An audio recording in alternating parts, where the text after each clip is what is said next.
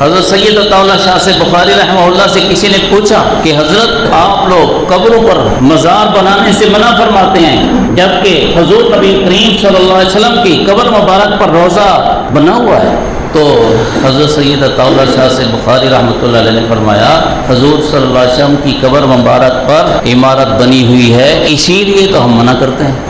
حضور صلی اللہ علیہ وسلم نے فرمایا اللہ لعنت فرماتے ہیں قبروں کی زیارت کرنے والی عورتوں پر، اور لعنت فرماتے ہیں ان پر جو قبروں کو سجدہ گاہ بناتے ہیں، اور ان پر جو قبروں پر چراغ جلاتے ہیں۔ لعنت جس کام پر آتی ہے وہ کام حرام ہوتا ہے، کبیرہ گناہ ہوتا ہے۔ قبروں والوں کو سب کچھ سمجھنے والے بھی قبروں پر بہت کچھ ڈالا کرتے ہیں، مزاروں درباروں پر بہت کچھ ڈالا جاتا ہے، یہ جائز نہیں ہے۔ کئی لوگ وہاں پیسے ڈالاتے ہیں، ان پیسوں کے ڈالنے والے خود مالک ہیں، جو اٹھائے گا وہ مالک نہیں ہوگا۔ ایسے ہی مٹھائیاں کوئی تو وہاں چراغ جلا آتے ہیں۔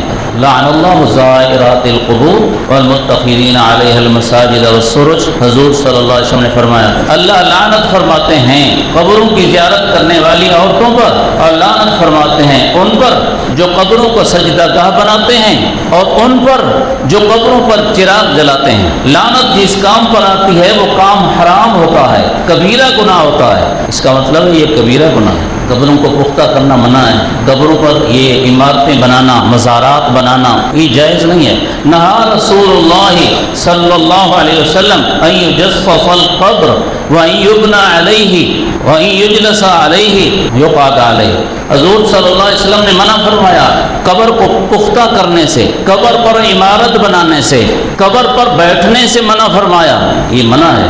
اب عاشق رسول کو منع ہونا چاہیے، اس لیے کہ محبوب حقیقی، اللہ کے بعد کے محبوب حقیقی، محبوب کامل حضور نبی کریم صلی اللہ علیہ وسلم نے فرمایا۔ حضرت سید عطاء شاہ سے بخاری رحمہ اللہ سے کسی نے پوچھا کہ حضرت آپ لوگ قبروں پر مزار بنانے سے منع فرماتے ہیں جبکہ حضور نبی کریم صلی اللہ علیہ وسلم کی قبر مبارک پر روضہ بنا ہوا ہے، تو حضرت سید عطاء شاہ سے بخاری رحمۃ اللہ علیہ نے فرمایا حضور صلی اللہ علیہ وسلم کی قبر مبارک پر عمارت بنی ہوئی ہے، اسی لیے تو ہم منع کرتے ہیں۔ یہ نقطہ آپ کو سمجھ آیا نہیں ہوگا۔ مطلب کیا تھا؟ یہ حضور کی خصوصیت ہے، دوسروں کو حضور کے برابر نہ کرو۔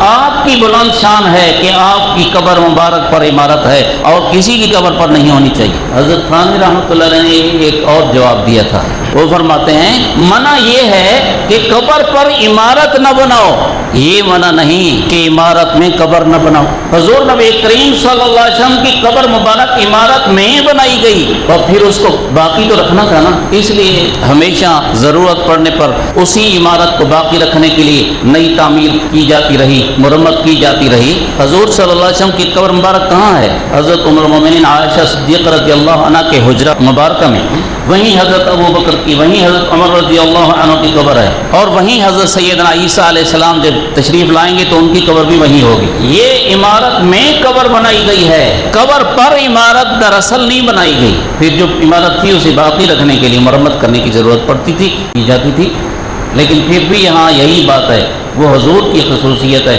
امتی حضور کے برابر نہیں، چاہے وہ کتنا بڑے سے بڑا ولی کیوں نہ ہو۔ ولی تو کیا ہیں، انبیاء علیہم السلام بھی حضور کی عظمت شان کا مقابلہ نہیں کر سکتے، امتی کیا ہے؟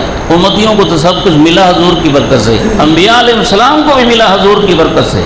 آپ سردار کائنات ہیں، انا سید ولد آدم، اولاد آدم کے سردار ہیں، آپ کا مقابلہ کون کرے؟ آدم و من دونہ تحت لوائی، حضرت آدم علیہ السلام سے لے کر عیسیٰ علیہ السلام تک سارے نبی اور حضور کی امت آپ کے جھنڈے تلے ہوں گے، یہ سب متبع حضور ان کے مقتدا، تو آپ کی شان کا مقابلہ کون کر سکے؟ یہ آپ کی شان ہے کہ آپ کی قبر مبارک پر گنبد اور روضہ مبارکہ ہے، کسی اور کی شان نہیں کہ اس کی قبر پر بھی روضہ ہو۔